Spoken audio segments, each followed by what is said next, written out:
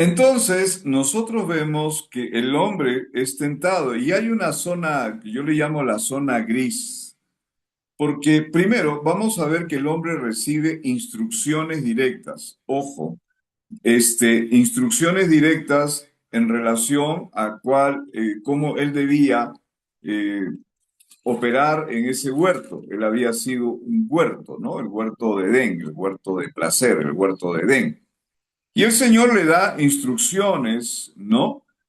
Como encontramos en Génesis 2, verso 15, tomó pues Jehová Dios al hombre y lo puso en el huerto de Edén para que lo labrara y lo guardase. Interesante, yo siempre digo, trabajar y proteger, ¿no? Ya se preguntarán de quién. Y mandó Jehová Dios al hombre diciendo, de todo árbol del huerto podrás comer, mas del árbol de la ciencia o el conocimiento del bien y del mal no comerás, porque el día que él comieres, ciertamente morirás, o como dice el original, ciertamente muriendo morirás. Vale decir que muriendo espiritualmente va a llegar a morir físicamente, ¿de acuerdo? Entonces, lo primero es que él recibe una instrucción directa. Y recuerden que Adán no tenía ninguna condición de pecado, él caminaba con con la realidad de la gloria de Dios en él. Él andaba en una rectitud porque él nunca había caído, no se le pudo imputar justicia porque él nunca la necesitó, él estaba en una posición correcta. Y lo otro es de que luego viene lo que yo llamo la zona gris, es decir, cuando uno comienza a enlazar con aquello que no debe enlazar. Y la serpiente astuta, pues, ¿no? Porque no fue directamente donde él, sino fue a través de la mujer de Adán, donde empieza, yo no digo que eso pasó de la noche a la mañana, sino que eso pasa en el tiempo, ¿no es cierto? Yo imagino que él ha estado merodeando y ya lo habían visto hasta que entra lo que yo llamo la familiaridad y comienza la conversa con quien no tenemos que conversar y a tener contacto con lo que no tenemos que tener contacto y ahí se genera la zona gris. Y bueno, para hacer la versión corta, porque ustedes se la saben, la mujer cae y la mujer hace que su marido caiga también. Adán no tiene excusa, por más que dijo al Señor, bueno, yo no tengo la culpa, yo no sé, a mí no me digas nada, la mujer que tú me diste, por si acaso, tú me la diste, ¿no? Fue tu idea, pero ella fue la que me dio de comer. Pero al final él tuvo la autoridad para llamar al orden a su mujer, ponerle en orden y decirle, oye, mira, has hecho mal, pero y trazar nuevamente la cancha, Adán tuvo. Pero Adán se cedió a su esposa y definitivamente los dos cayeron y luego vemos nosotros todas las consecuencias, ¿no? Entonces, no es que Adán, bueno, se equivocó, porque a veces tenemos una versión romántica, ¿no? Acá no hay nada romántico. Adán se reveló a la palabra de Dios. Él tenía la palabra de Dios y él se reveló a esa palabra de Dios. Él tenía claridad, él tenía transparencia en las cosas y él simplemente dijo, no, ok, vamos a no tengo nada que ver. Entonces, nosotros tenemos que darnos cuenta que él fue rebelde y él cometió alta traición delante de Dios. Ahora, ok, ya esos fueron los hechos, pero ¿qué consecuencias tuvo para nosotros?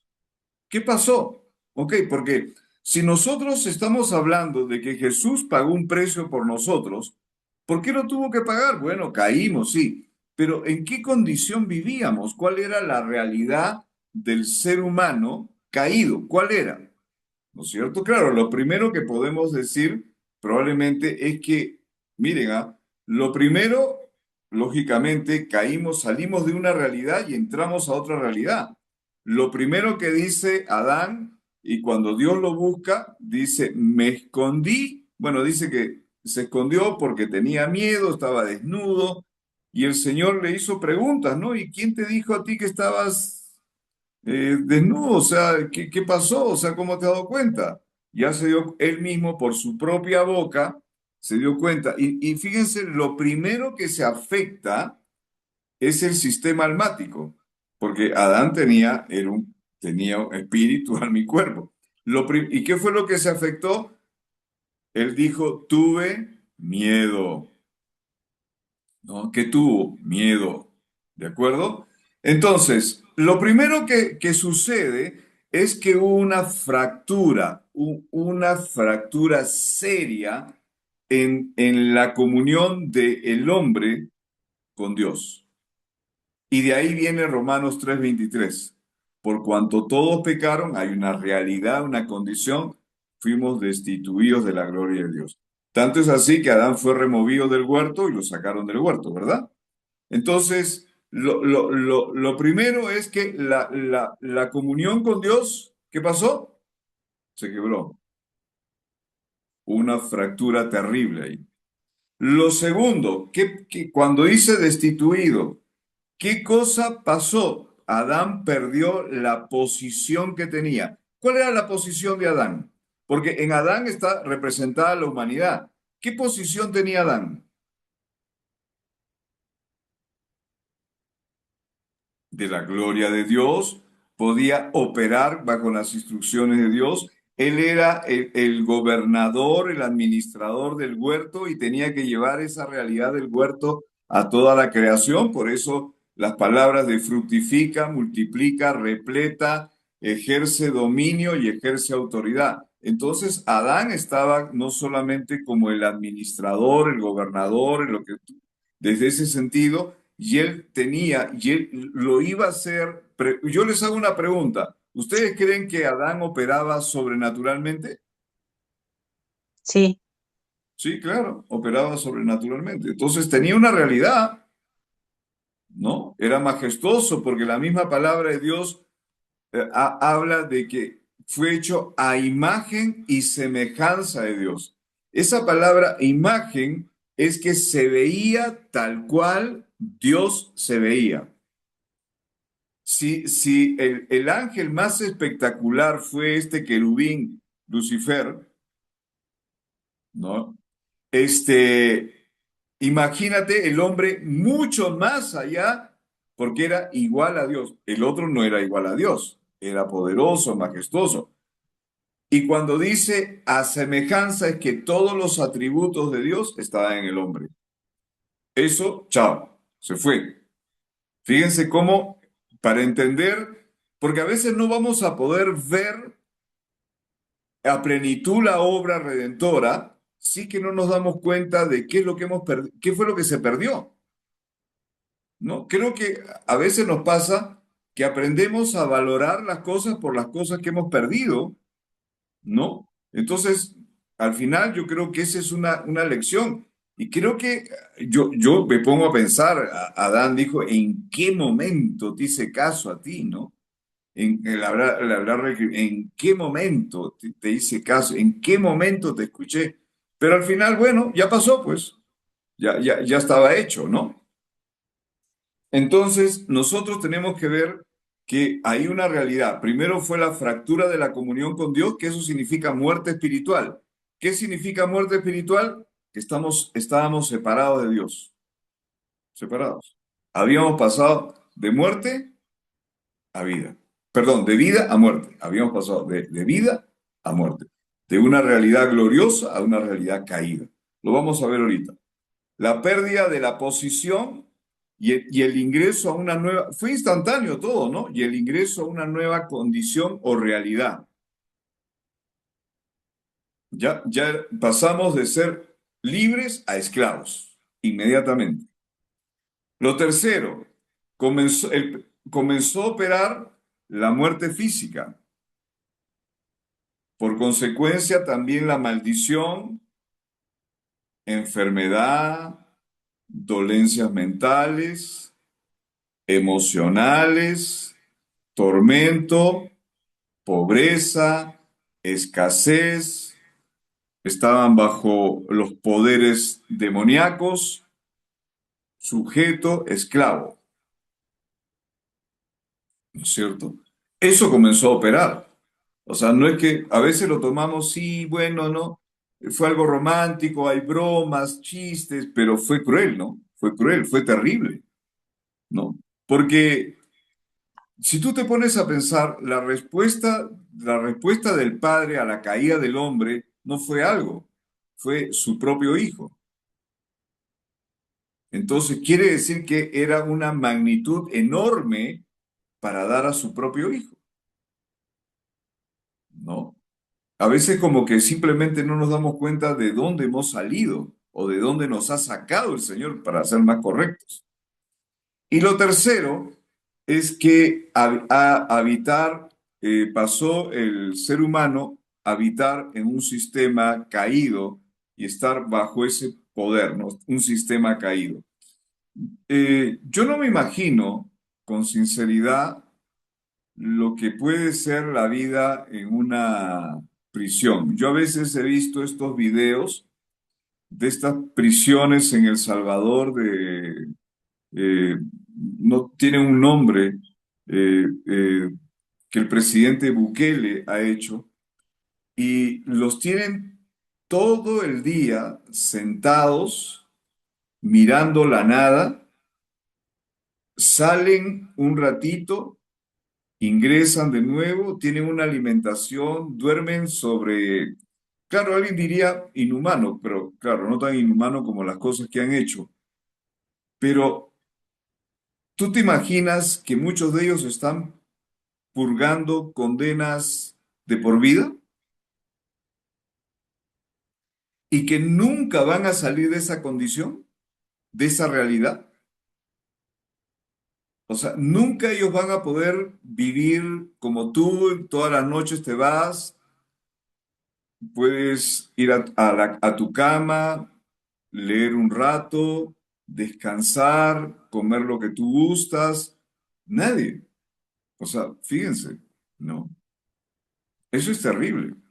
Ahora, la condición de pecado era una prisión, era una realidad caída, era una realidad espantosa, que nuestro destino era terrible, no había salida, no había escapatoria, era como una película antigua de Jack Nicholson, Atrapado sin salida.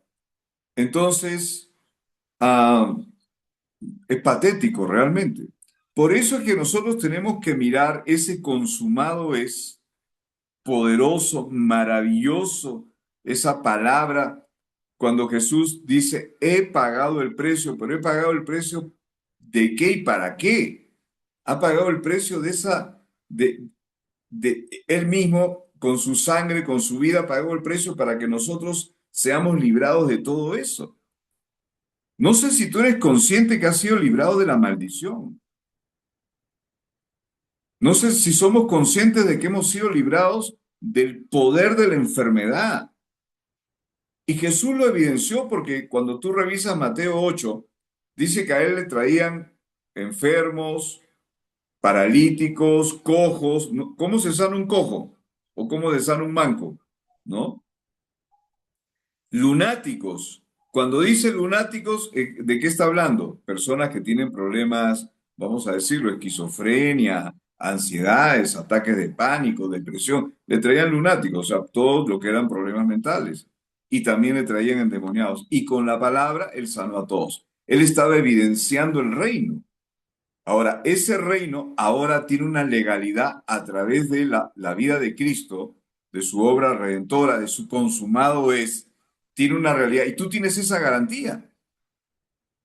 Yo entiendo que a veces nuestro cuerpo físico nos puede hacer pasadas, pero no es que estamos bajo la maldición,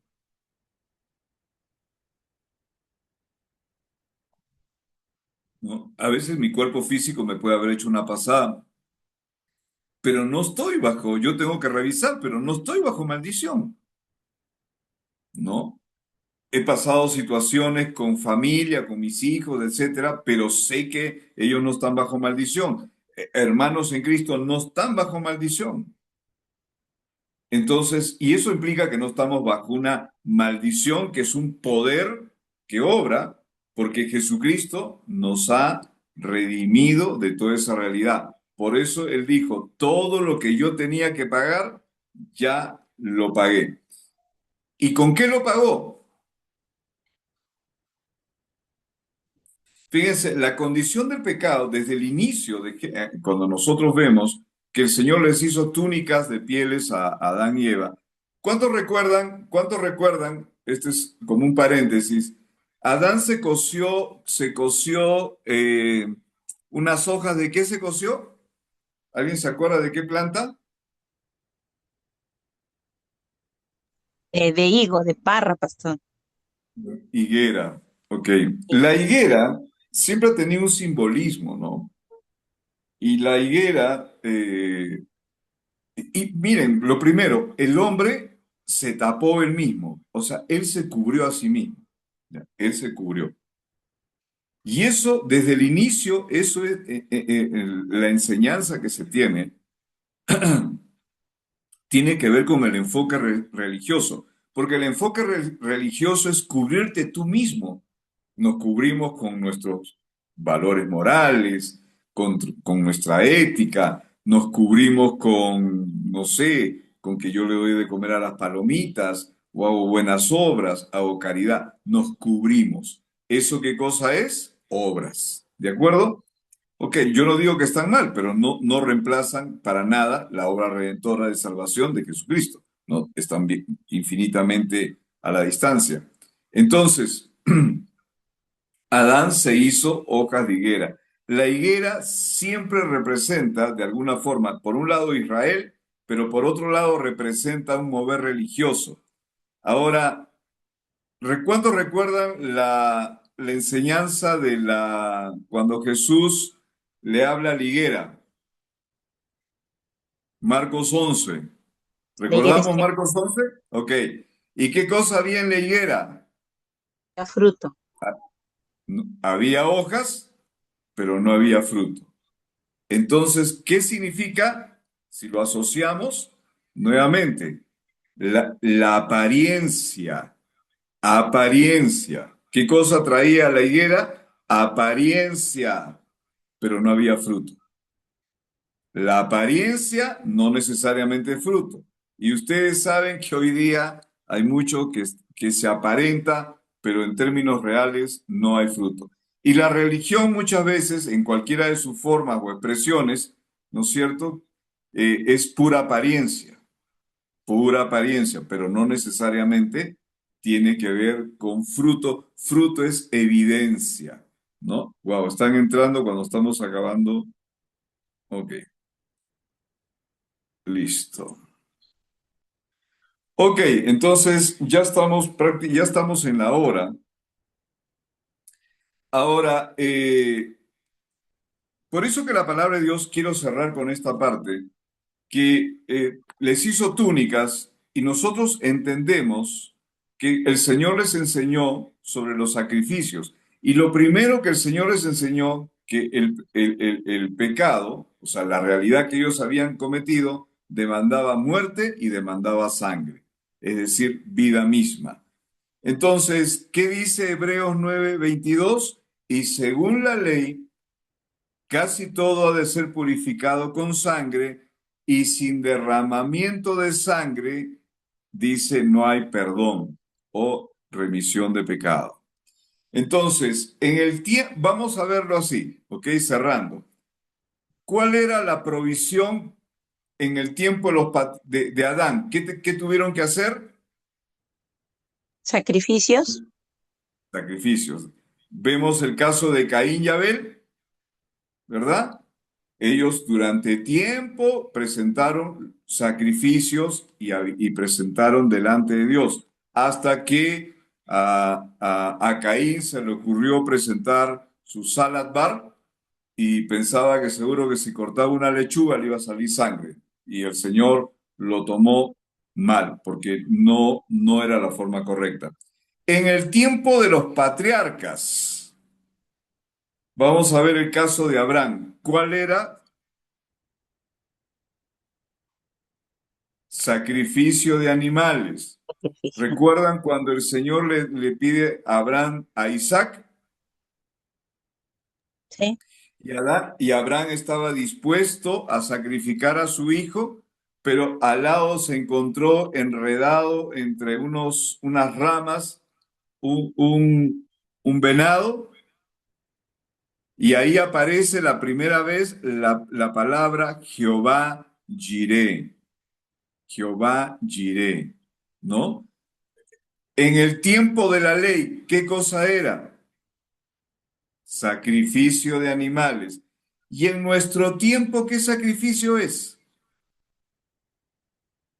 Sacrificio de buenas obras. ¿Qué sacrificio es? Ya fue dado el sacrificio. Sacrificio de alabanzas. En el tiempo de Adán, sacrificio de animales, sangre de animales. En el tiempo de los patriarcas, sacrificio de animales, sangre de animales. En el tiempo de la ley, sacrificio de animales, sangre de animales. En este tiempo es el sacrificio de Cristo y la sangre de Cristo la que ha sido Amén. derramada por nosotros. Amén.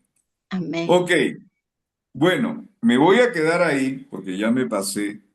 Y la próxima semana vamos a tener nuevamente, o vamos a tener por primera vez al pastor Douglas Rosman, y creo que va a ser muy grato tenerlo.